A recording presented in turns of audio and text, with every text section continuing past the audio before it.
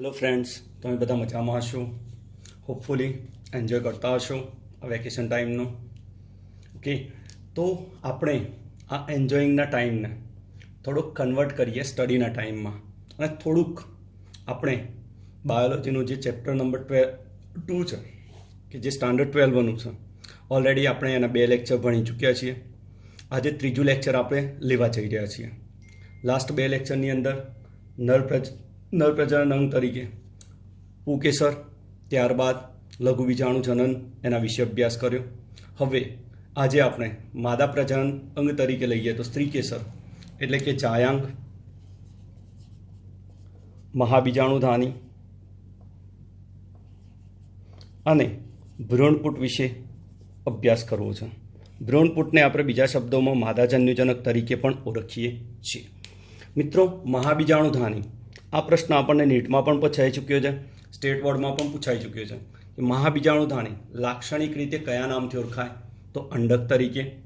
જાયાંગ, જેને આપણે બીજા નામથી ઓળખીએ છીએ સ્ત્રીકેસર, ઇંગ્લિશમાં એને કહીશું પિસ્ટિલ. મહાબીજાણુધાની એટલે ચર્ચા થઈ ગઈ આપણે. અંડક, કે જેને આપણે મેગાસ્પોરેન્જિયમ તરીકે ઓળખીશું. જ્યારે ભ્રૂણપુટ, બરાબર, એટલે કે જેને આપણે કહીએ છીએ માદાજન્યુજનક, એટલે કે માદાજન્યુના વિકાસની અવસ્થા છે, બરાબર. તો એને આપણે ઇંગ્લિશમાં કહીશું એમ્બ્રિયોસેક. હવે શા માટે હું ઇંગ્લિશ નામ લઉં છું? તો મિત્રો, જ્યારે ગુજરાતી નીટની એક્ઝામની અંદર જ્યારે પ્યોર ગુજરાતી કરવામાં આવે છે ને, ત્યારે ઘણી વખતે આપણને તકલીફ પડતી જોવા મળેલી છે. એટલે થોડા અંશે જો આપણને ઇંગ્લિશ શબ્દો વિશે જાણતા હોય ને, તો લેફ્ટ સાઈડમાં ઇંગ્લિશ શબ્દમાં એનું આપેલું આખું ક્વેશ્ચન ઇંગ્લિશમાં ટ્રાન્સલેટ કરેલો મૂકેલો હોય, તો એની અંદરથી પણ જવાબ આપણે લખી શકીએ. ઓકે, તો પહેલી સ્ટાર્ટ કરીએ આપણે ચર્ચા જાયાંગ વિશે. જાયાંગને આપણે વાત કરી કે સ્ત્રીકેસર અથવા તો પિસ્ટિલ તરીકે ઓળખીએ છીએ. હવે સ્ત્રીકેસર ભેગા થઈ અને સ્ત્રીકેસર ચક્રની રચના કરે છે. તો સ્ત્રીકેસર કેવી રીતે આપણે ડ્રો કરી શકીએ? તો સિમ્પલ ફોર્મ્યુલા છે. આ રીતના આપણે સ્ત્રીકેસરને ડ્રો કરી શકીએ છીએ.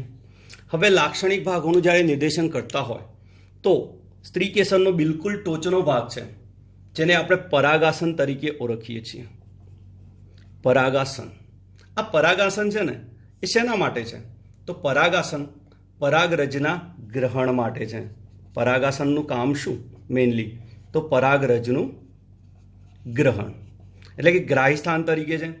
તે પરાગરજને ગ્રહણ કરશે. ત્યાં આગળ જો સંગત પરાગરજ હશે તો એનું અંકુરણ થવા દેશે અને આગળની પ્રક્રિયામાં ભાગ લેવા દેશે. બીજા નંબરનો આપણો ભાગ છે કે જે પરાગાસનની નીચે આવેલો છે, જે લંબાયેલો પાતળો ભાગ છે, જેને આપણે પરાગવાહિની તરીકે ઓળખીએ છીએ. પરાગવાહિની, બરાબર. મિત્રો, હવે પરાગવાહિની શબ્દ છે ને, ઘણી વખતે ત્યાં આગળ પરાગ નલિકા તરીકે પણ એને મિસલીડ થઈને, એટલે કે કન્ફ્યુઝન ક્રિએટ કરીને એવું ઓળખવામાં ભૂલ થતી હોય છે. પણ ધ્યાન રાખજો, સ્ત્રીકેસરનો જે આ નલિકાવાળો ભાગ છે આખો પરાગાસનની નીચે લંબાયેલો, જે બહારથી આપણે જોઈ શકીએ છીએ, અને પરાગવાહિની જ કહેવાય છે. બીજું, તમારા મનમાં એ પ્રશ્ન થશે કે પરાગ નલિકા ક્યાં હોય? તો મિત્રો, જ્યારે પરાગરજનું અંકુરણ થાય અંદરની બાજુ, એ વખતે જ્યારે પરાગરજનું અંતઃઆવરણ જે આપણે ચર્ચા કરી ચૂક્યા હતા, એ અંદરની તરફ લંબાય છે પરાગવાહિનીમાં, તો એ પરાગ નલિકા તરીકે ઓળખાય છે. અને એની અંદર 2 નરજન્યુઓ હોય છે, અથવા તો 2 કોષો હોય છે, વાનસ્પતિક કોષ અથવા તો નાલકોષ અને જનનકોષ.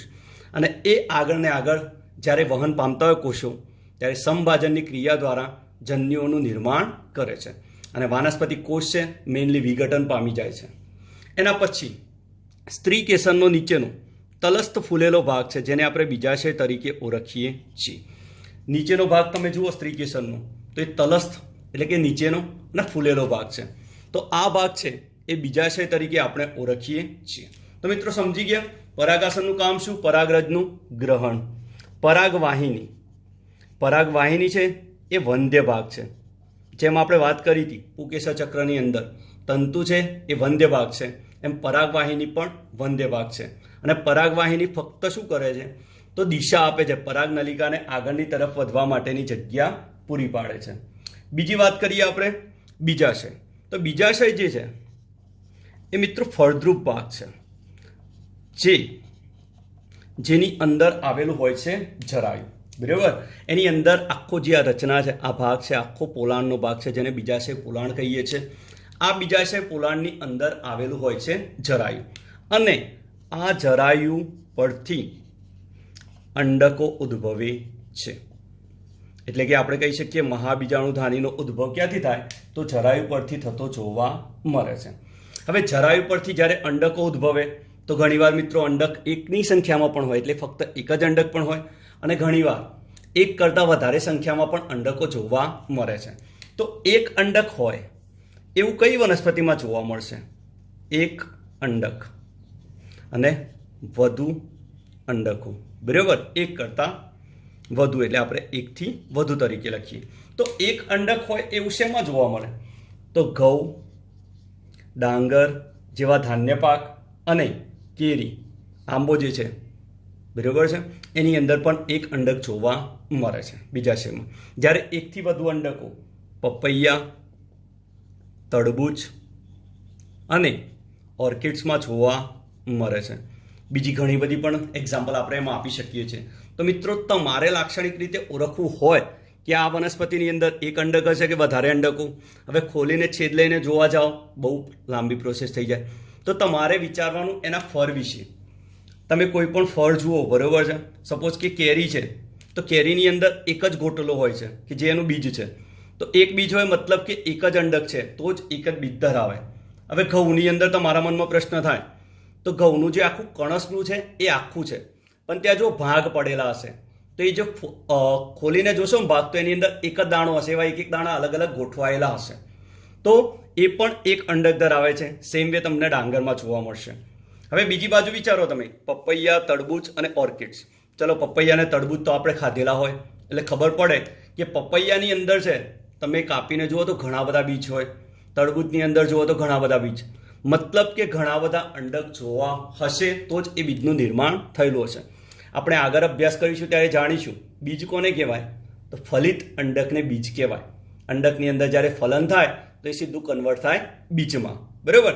તો આના ઉપરથી મિત્રો તમને ઘણો બધો આઈડિયા આવી જશે કે કેવી રીતે આપણે એને આઈડેન્ટિફાય કરવું. તો આટલી વાત થઈ આપણે જાયાંગ વિશે, એટલે કે સ્ત્રી કેસર વિશે. આપણે સ્ત્રી કેસરના ભાગ જોયા. એની અંદર પરાગાસન ફળદ્રુપ ભાગ તરીકે તમે લઈ શકો, બીજાશય ફળદ્રુપ ભાગ તરીકે લઈ શકો, પણ પરાગવાહિની છે એ વંદ્ય ભાગ તરીકે ઓળખવામાં આવે છે. હવે આપણે આગળ ચર્ચા કરવી છે જે 11મા ધોરણમાં આપણે ભણી ગયેલા છીએ કે સ્ત્રી કેસરના આધારે, સ્ત્રી કેસર જે જોડાયેલા છે સ્ત્રી કેસર ચક્રમાં, એના આધારે આપણે એનું વર્ગીકરણ પણ કરી શકીએ છીએ. જેમ કે એક સ્ત્રી કેસરી અને બહુ સ્ત્રી કેસરી. એક સ્ત્રી કેસરી પુષ્પની જ્યારે વાત કરતા હોય તો એની અંદર સ્ત્રી કેસરની સંખ્યા કેટલી છે એના આધારે આપણે એક સ્ત્રી કેસરી અને બહુ સ્ત્રી કેસરી તરીકે પણ ઓળખીએ છીએ. તો એક સ્ત્રી કેસર હોય એની અંદર ફક્ત એક જ સ્ત્રી કેસર છે. જ્યારે બહુ સ્ત્રી કેસર હોય તો એની અંદર એક કરતાં વધુ સ્ત્રી કેસર જોવા મળે, બરાબર. હવે સ્ત્રી કેસર એક હશે તો છૂટું છવાયું હશે, કોઈ પ્રોબ્લેમ નથી. પણ જ્યારે એક કરતાં વધારે સ્ત્રી કેસર હશે તો આપણે તેમાં જોઈશું કે કેટલાક જોડાયેલા હોય અને કેટલાક છૂટા છવાયા હોય. તો આપણે જે જોડાયેલા સ્ત્રી કેસર છે એને કહીશું યુક્ત સ્ત્રી કેસરી, અને છૂટા છવાયા સ્ત્રી કેસર જે હશે એને આપણે કહીશું મુક્ત સ્ત્રી કેસરી, બરાબર. કારણ કે એ છૂટા છવાયા છે, એકબીજા સાથે જોડાયેલા નથી, એટલા માટે આપણે એને મુક્ત સ્ત્રી કેસરી તરીકે ઓળખીએ છીએ. આના ઉદાહરણ પણ આપણે 11મા ધોરણમાં અભ્યાસ કરી ચૂક્યા છીએ, તો એના માટે અત્યારે આપણે વધારે ટાઈમ લેતા નથી. હવે આપણે બીજી ચર્ચા કરવી છે. બીજો ટોપિક આપણો અહીંયા જાયાંગ વિશે પૂરું થાય. બીજા નંબરનો ટોપિક છે મહાબીજાણુધાની, એટલે કે જેને આપણે અંડક તરીકે પણ ઓળખીએ છીએ. આ અંડકના આપણે જોવા જઈએ ને તો મિત્રો ઘણા બધા પ્રકાર પડતા હોય છે. ઉધ્વમુખી છે, અધોમુખી છે, બરાબર છે. એવી રીતના ઘણા બધા પ્રકાર એની અંદર પડતા જોવા મળે છે. પણ એ આપણા માટે એટલું બધું અગત્યનું અત્યારના સિલેબસની દ્રષ્ટિએ નથી. તમે જાણી શકો કે ભાઈ નીટના સિલેબસની અંદર કોઈક વાર એમાંથી પ્રશ્નો પૂછાયેલા હોય છે, પણ એ છતાં એટલું બધું આપણે એનું અગત્યનું મહત્વ આપતા નથી. કારણ કે એની અંદર ઘણા બધા ટાઈપ્સ આવે છે, જેમ કે ત્રિયકમુખી છે, અધોમુખી, ઉદ્ધવમુખી, વક્રમુખી, અનુપ્રસ્થમુખી, કુંતલાકાર, બરાબર. એમાં ઇંગ્લિશ નામ ઉપરથી કેટલીક વાર પ્રશ્નો પૂછાય છે, પણ એ બધાનો આપણે અત્યારે અભ્યાસ કરવો નથી. આપણે જ્યારે એનસીઈઆરટીની બુકની અંદર જોવા જાઓ તમે તો ત્યાં આગળ તમને ફિગર આપેલી છે ઉદ્ધવમુખી અંડકની, એટલે કે લાક્ષણિક ઉદ્ધવમુખી અંડકનો રેખાંકિત દેખાવ આપેલો છે, એના પાર્ટ્સ વિશે સમજાયેલું છે. પણ આપણે અહીંયા અધોમુખી અંડકનો પણ અભ્યાસ કરી શકીએ છીએ. તો હું તમને સમજાવીશ કે અધોમુખી અંડકની આકૃતિ આપણે કેવી રીતે દોરી શકીએ, એના પાર્ટ્સ કેવી રીતે ઇઝીલી યાદ રાખી શકીએ. જો જેટલું બનશે એટલું ઇઝીલી તમે, હું આકૃતિ દોરીને પણ એમને રાખી શકીને સમજાવી શકતો હતો, પણ થોડુંક મને એવું લાગતું હતું કે વિદ્યાર્થી મિત્રોને આકૃતિ દોરવામાં તકલીફ પડશે, તો આપણે એને સિમ્પલી સમજાવી શકીએ કે કેવી રીતના આકૃતિ દોરવી અને ત્યારબાદ નામ નિર્દેશન કરવું. ઓકે, તો સૌથી પહેલાં આપણે આ રીતના ઊભી લાઈન ડ્રો કરીએ છીએ, બરાબર છે. આ રીતના ડ્રો થઈ ગયા પછી આપણે આ રીતના બે ભાગોને ડ્રો કરવાના છે, બરાબર મિત્રો. કે હવે અહીંયાથી આટલું થઈ ગયા પછી આપણે અહીંયાથી આ ભાગ અહીંયા ખેંચીશું, અહીંયાથી આ ભાગ અહીંયા ખેંચીશું. ત્યારબાદ આ ભાગને અહીંયાથી લઈ અને આખો આ રીતના આપણે જોઈન્ટ આપીશું, આખો ખંચિત કોચ દર્શાવીશું, બરાબર મિત્રો. તો આવી રીતના જ્યારે આકૃતિ દોરીએ તો સિમ્પલ આ આકૃતિ તૈયાર થઈ ગઈ આપણી મહાબીજાણુધાની અથવા તો અંડકની, કે જે અધોમુખી અંડક તરીકે જોવા મળે છે. હવે આની અંદર આ જે મુખ્ય ભાગ છે એ પ્રદેહનો છે, બરાબર છે. એની અંદર આપણે માદાજન્યુ જનકનો દર્શાવવાનો છે, બરાબર. તો કેવી રીતના દર્શાવી શકીએ? તો આ જે ભાગ છે અહીંયા આ રીતના તમે માદાજન્યુ જનકને દર્શાવી શકો, અને ત્યારબાદ બાકીનો જે ભાગ વધ્યો બધો ભાગ બનશે પ્રદેહનો, બરાબર. આ રીતના આપણે આકૃતિ દોરવાનું કામ પૂરું થઈ ગયું. ઓકે મિત્રો, હવે આપણે નામ નિર્દેશન કરવું છે, તો થોડાક ભાગ હું જોડે જોડે તમને સમજાવતો જઈશ એનું કામ શું છે અને કેવી રીતના આપણે એનું નામ નિર્દેશન કરી શકીએ, બરાબર મિત્રો. ઓકે, તો જ્યારે આપણે અભ્યાસ કરીએ છીએ સૌથી પહેલાં આ જે અંડકનો ભાગ છે, અહીંયા આખો નહીં, આ ભાગ છે આપણે અંડક તરીકે કન્સિડર કરીએ છીએ. તો અંડક છે એનો ઉદ્ભવ ક્યાંથી થાય છે મિત્રો? તો આપણે સમજ્યા હતા જરાયુ પરથી, એટલે કે જરાયુ સાથે ચોટેલું જોવા મળશે. તો અંડક છે એ જરાયુ સાથે શેના વડે ચોટેલું હોય છે? તો અંડક એ અંડનાલ તરીકે ઓળખાતા ટૂંકા દંડ વડે જરાયુ સાથે ચોટેલું જોવા મળે છે. પહેલાં તમે વિચારો કે અંડકની રચના કેવી? તો અંડક કેવું છે? તો નાનું છે, અંડાકાર રચના ધરાવે છે અને અંડનાલ તરીકે ઓળખાતા ટૂંકા દંડ વડે જરાયુ સાથે ચોટેલું જોવા મળે છે.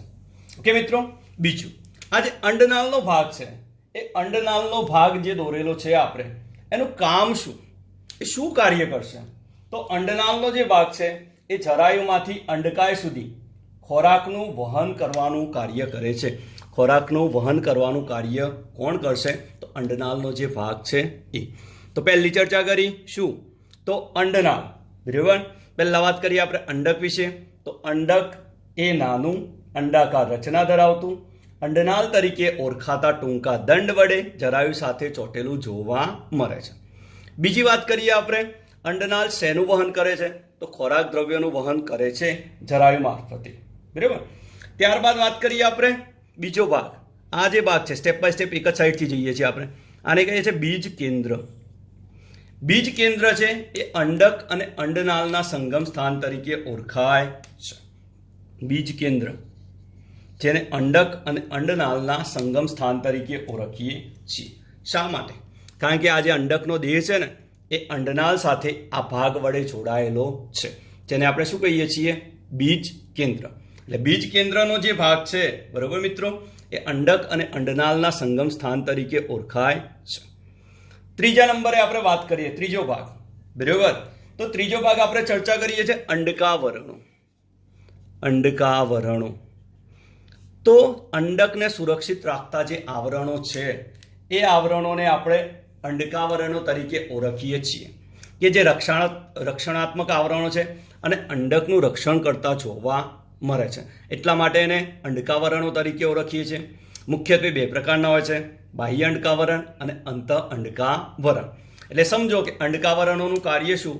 તો રક્ષણ કરવાનું છે, એટલે કે રક્ષણાત્મક આવરણ છે. ઓકે મિત્રો, ચલો નેક્સ્ટ એના પછીનો ભાગ છે જેને આપણે કહીએ છીએ, આ જે ભાગ છે અહીંયા તમે જોઈ શકશો, અહીંયા છિદ્ર જેવી રચના છે આ ભાગ, તો આને કહીએ છીએ આપણે અંડ છિદ્ર. અથવા બીજાંડ છિદ્ર. બીજાંડ છિદ્ર, અંડ છિદ્ર અથવા તો બીજાંડ છિદ્ર. તો અંડ છિદ્ર છે એને વ્યાખ્યાયિત કેવી રીતે કરીએ?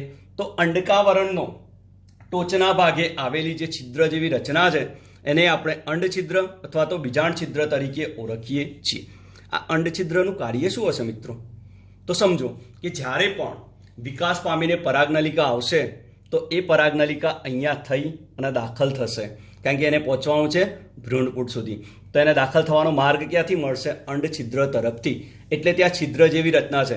જો અંડકાવરણોનો જે ભાગ છે સખત છે, એની અંદરથી પસાર થઈ શકાય એવું નથી. એટલે આ અંડ છિદ્ર મારફતે એ પરાગ નલિકા જે છે અંદરની તરફ દાખલ થશે. ઓકે, એના પછીના બિલકુલ અંડ છિદ્રના વિરુદ્ધ છેડે જે ભાગ આવેલો છે એને આપણે નાભી તરીકે ઓળખીએ છીએ, જેને ઇંગ્લિશમાં ચલાજા તરીકે ઓળખાય છે.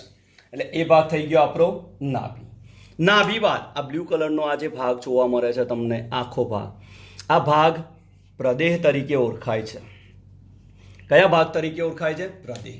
આ પ્રદેહ છે ને એ અંડકનો મુખ્ય દેહ છે અને એ વિપુલ પ્રમાણમાં સંગ્રહિત ખોરાક દ્રવ્ય ધરાવે છે, જેથી કરીને જરૂરિયાત પ્રમાણેનું ખોરાકની ઉપલબ્ધિ ભ્રૂણપુટને અથવા તો વિકાસ પામતા કોષોને કરાઈ શકે. એટલા માટે વિપુલ પ્રમાણમાં સંગ્રહિત ખોરાક દ્રવ્ય ધરાવે છે. ત્યારબાદ મુખ્ય જે ભાગ છે આપણે આ રેડ કલરથી ઇન્ડિકેટ કરેલો છે, આ ભાગ જેને આપણે ઓળખીએ છીએ ભ્રૂણપુટ તરીકે, જે છેલ્લો ભાગ છે. બરોબર મિત્રો? તો ભ્રૂણપુટ, બીજા શબ્દોમાં એને કહીશું માદાજન્યુજનક. આના પછીનો આખો ટોપિક આપણો ભ્રૂણપુટ વિશે છે, એટલે કોઈ ચિંતા કરવાની જરૂર નથી. પણ છતાં પણ અત્યારે થોડો આઈડિયા અહીંયા લઈ લઈશું. તો સમજો, પ્રદેહના અંડછિદ્ર છેડે, આ પ્રદેહ એનો અંડછિદ્રીય છેડો, એટલે આ જે અંડછિદ્રીય છેડો આવ્યો એ છેડે આ અંડાકાર કોષ ખંચિત થતો જોવા મળે છે, જેને આપણે આ અંડાકાર કોષ છે ને ખંચિત થતો જોવા મળે છે, જેને આપણે ભ્રૂણપુટ તરીકે ઓળખીએ છીએ. આ ભ્રૂણપુટનું નિર્માણ કેવી રીતના થશે એ બધું આપણે મહાબીજાણુ જનનની અંદર જોઈશું. ઓકે, તો આ જે ભ્રૂણપુટનું નિર્માણ થયું, ઓકે, તો આ જે ભ્રૂણપુટ છે એ પાછળથી ભ્રૂણ ધારણ કરશે. હવે લાક્ષણિક ભ્રૂણપુટની અંદર મેઇનલી 3 ઉપરની સાઈડ કોષો ધરાવે છે. અહીંયા સમજો, આ એક રચના સમજશો તો સમજો કે આખું ચેપ્ટર આવડી ગયું. એક વચ્ચે જેની અંદર 2 કોષ કેન્દ્રો હોય છે. અહીંયા દરેકમાં 1 કોષ અને 1 કોષ કેન્દ્ર છે. બરાબર? અને અહીંયા એક આ રીતે 1, 2 અને અહીંયા એક આ ત્રીજો, આ રીતના 3 કોષો જોવા મળે છે. તો ઉપરના જે 3 છે આ ત્રણેય કોષને આપણે પ્રતિધ્રુવીય કોષ તરીકે ઓળખીએ છીએ. કયા કોષ તરીકે ઓળખીએ છીએ? પ્રતિધ્રુવીય કોષ તરીકે ઓળખીએ છીએ. આ ત્રણેય કોષ કેવા છે? તો એકીય છે. એમની પ્લોઇડી કેવી છે? સિંગલ એન, એટલે કે ત્રણેય કોષ એકીય છે.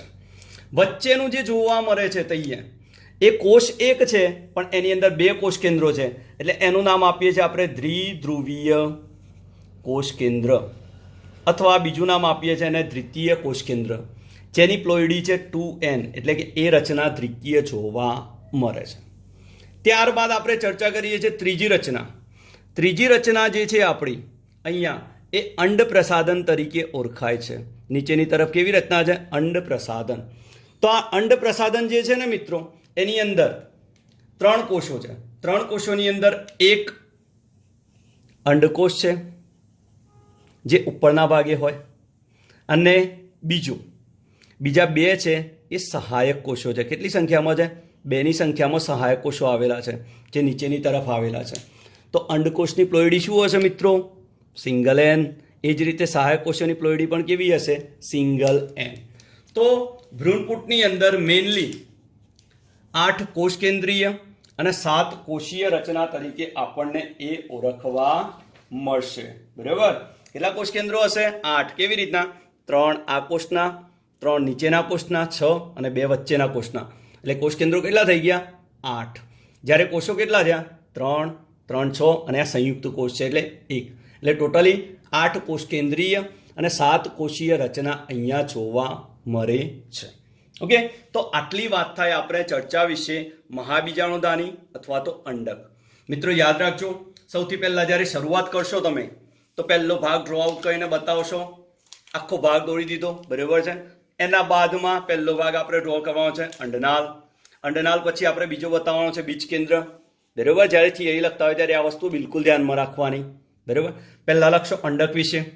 અંડક એ અંડનાળ તરીકે અંડકનું તમે કહી શકો. બરાબર છે કે નાનું છે, અંડાકાર રચના ધરાવે છે અને અંડનાળ તરીકે ઓળખાતા ટૂંકા દંડ વડે જરાવી સાથે ચોટેલું છે.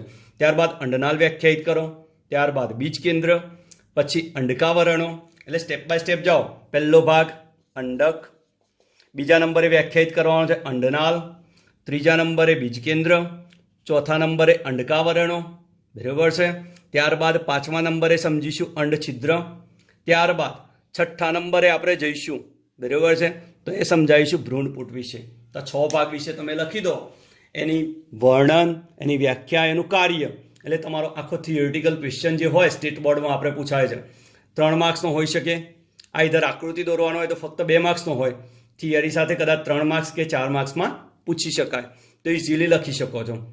બીજી મેં વાત કરી એમ નીટમાં પ્રશ્ન પૂછાય તો પ્લોઇડી વિશે હોય તો પ્લોઇડી વિશે મેં પણ તમને સમજણ આપી દીધી. અને હજુ વધારે ડિટેલમાં આપણે આગળ જઈશું ત્યારે ભણીશું. તો આટલી ચર્ચા થાય આપણે મહાબીજાણુધાની અથવા તો અંડક વિશે.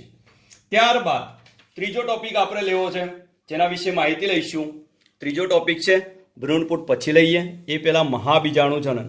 જે રીતના આપણે સમજ્યા હતા લઘુ બીજાણુ જનન એટલે શું, તો એ જ રીતના આપણે સમજવું છે મહાબીજાણુ જનન એટલે શું. મહાબીજાણુ જનન એટલે મહાબીજાણુઓના નિર્માણની પ્રક્રિયા છે. અને મેગાસ્પોરોજીનેસિસ તરીકે પણ ઓળખીએ છીએ. તો મહાબીજાણુઓનું નિર્માણ શેમાંથી થશે? MMC મહાબીજાણુ માતૃકોષ એટલે કે મેગાસ્પોર મધર સેલમાંથી આ મહાબીજાણુઓના નિર્માણની ઘટના એને આપણે મહાબીજાણુ તરીકે ઓળખીએ છીએ. બીજાણુના નિર્માણની ઘટના જેને આપણે કહીએ છીએ મિત્રો મહાબીજાણુ જનન. હવે કેવી રીતના થતું હશે? તો મેં પહેલા જ વાત કરી તમને કે અંડકની અંદર પ્રદેહના અંડછિદ્રીય પ્રદેશમાં અંડકની વાત કરીએ આપણે ત્યાં પ્રદેહનો જે અંડછિદ્રીય છેડો છે આપણે આ રીતના ડ્રો આઉટ કરીને હમણાં સમજ્યા અંડક. બરાબર છે. અહીંયા તો અંડકનો જે ભાગ હતો અહીંયા ત્યાં આપણે આમ પ્રદેહનો ભાગ બતાવ્યો હતો. આ ભાગનો જે અંડછિદ્રીય છેડો છે અહીંયા એક મહાબીજાણુ માતૃકોષનું વિભેદન થાય છે. એટલે પહેલા મહાબીજાણુ માતૃકોષ અહીંયા નિર્માણ પામશે. ઓકે. આ મહાબીજાણુ માતૃકોષ બન્યો. MMC નું નિર્માણ અહીંયા થઈ ગયું. કઈ જગ્યાએ? પ્રદેહના અંડછિદ્રીય છેડે. ત્યારબાદ આ MMC એટલે કે મેગાસ્પોર મધર સેલ જેને આપણે મહાબીજાણુ માતૃકોષ કહીએ છીએ એનું અર્ધીકરણ થશે. મહાબીજાણુ માતૃકોષ એનું અર્ધીકરણ થશે અને અર્ધીકરણની પ્રક્રિયા પૂર્ણ થયા બાદ 4 મહાબીજાણુઓનું સર્જન થાય છે. કેટલા મહાબીજાણુ સર્જાશે મિત્રો? 4. આ 4 મહાબીજાણુમાંથી 3 અવનત પામશે એટલે કે નાશ પામશે અને 1 સક્રિય મહાબીજાણુ જોવા મળશે. હવે પાછો આપણા મનમાં પ્રશ્ન થશે એની પ્લોઇડી શું? તો મહાબીજાણુ માતૃકોષ છે એ દ્વિકીય હશે. જ્યારે જે 4 મહાબીજાણુ સર્જાયા તો 4 મહાબીજાણુ કેવા હશે? એકકીય.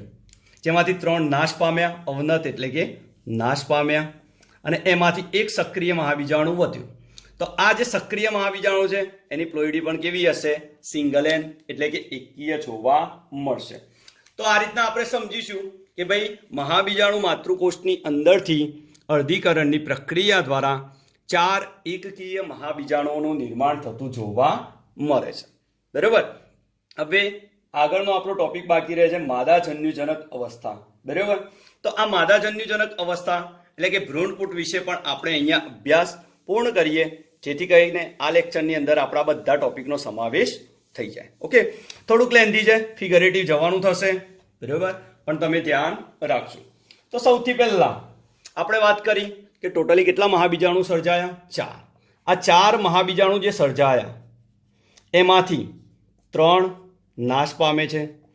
જ્યારે 1 મહાબીજાણુ જે વધ્યો એને આપણે સક્રિય મહાબીજાણુ તરીકે ઓળખીએ છીએ. આ જે મહાબીજાણુ છે એની અંદરથી માદાજન્યુજનક એટલે કે ભ્રૂણપુટનું નિર્માણ થશે. આની અંદરથી ભ્રૂણપુટનું અથવા તો માદાજન્યુજનકનું નિર્માણ થશે. એટલા માટે અહીંયા આ જે વિકાસ છે એક જ સક્રિય મહાબીજાણુમાંથી ભ્રૂણપૂટનું નિર્માણ થાય છે. એટલા માટે આ પદ્ધતિને મોનોસ્પોરિક અથવા તો એને આપણે એક બીજાણુ વિકાસ તરીકે ઓળખીએ છીએ. મિત્રો હવે એનસીઆરટીની આ જે બુક છે એની અંદર ફરીથી આપણને પ્લોઇડીને રિલેટેડ ત્યાં પ્રશ્ન પૂછેલો છે. જો તમે બુક જોડે લઈને બેસશો તો થોડી વધારે તમને આઈડિયા આવશે. તો ત્યાં આગળ આપણને પ્રશ્ન પૂછેલો છે પ્લોઇડીનો, પ્રદેહ, એમએમસી, ત્યારબાદ સક્રિય મહાબીજાણુ અને ત્યારબાદ આપણને આપેલું છે માદાજન્યુજનકના કોષો. આ બધાની પ્લોઇડી શું હશે? તો ઓલરેડી હું તમને ગણાવી ચૂક્યો છું. એમાં પ્રદેહ બાકી રહી ગયો. તો પ્રદેહ કેવો હશે? મુખ્ય દેહ છે. હંમેશા વનસ્પતિનો દેહ જે છે, બરાબર, અહીંયા અર્ધીકરણથી નિર્માણ પામે છે જન્યુ, એટલે વનસ્પતિનો દેહ કેવો હશે? દ્વિકીય. ત્યારબાદ એમએમસી હમણાં ચર્ચા થઈ, કેવો છે? દ્વિકીય, જેની અંદરથી એકકીય મહાબીજાણુ અર્ધીકરણ દ્વારા નિર્માણ પામશે.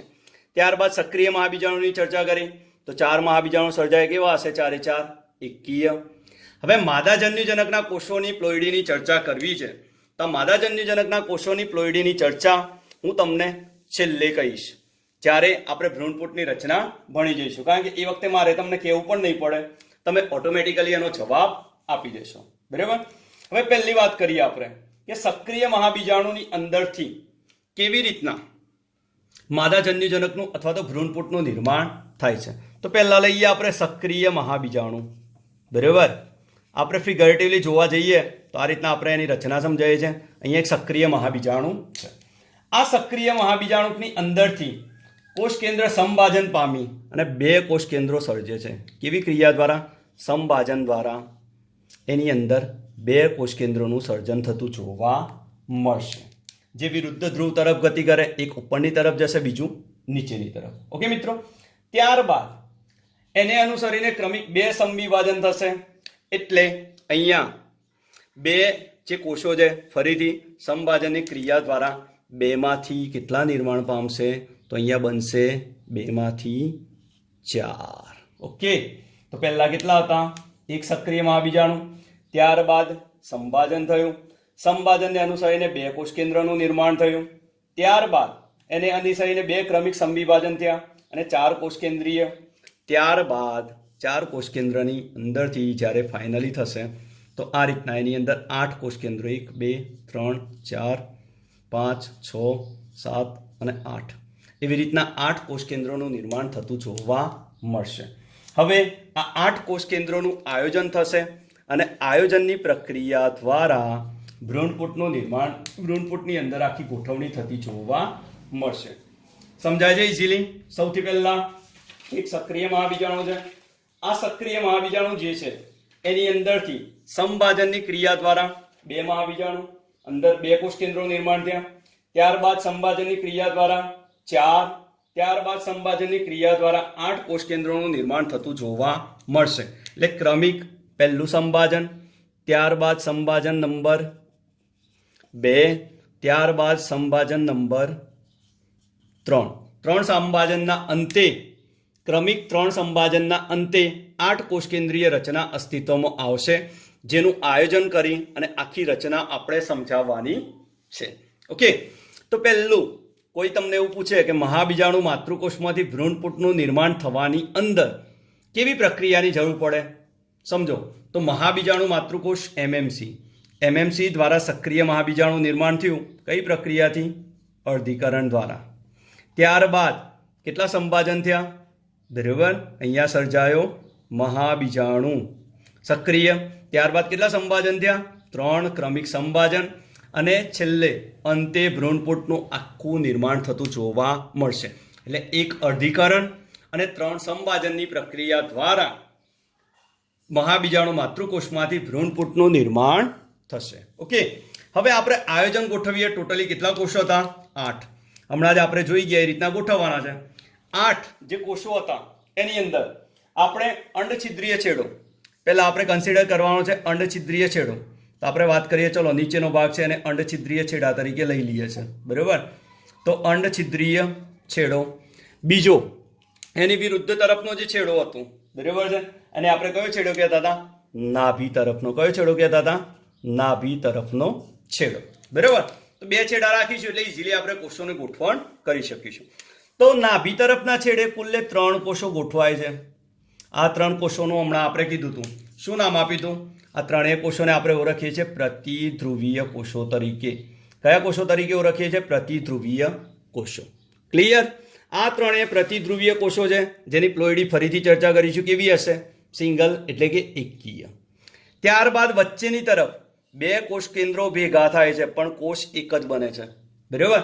તો એ આયોજન પામીને ધ્રુવીય કોષ કેન્દ્ર અથવા તો એને દ્વિતીય કોષ કેન્દ્ર તરીકે પણ ઓળખાણ પામતી રચના અસ્તિત્વમાં આવે જેની પ્લોઇડી હશે દ્વિકીય એટલે કે 2n જોવા મળે છે.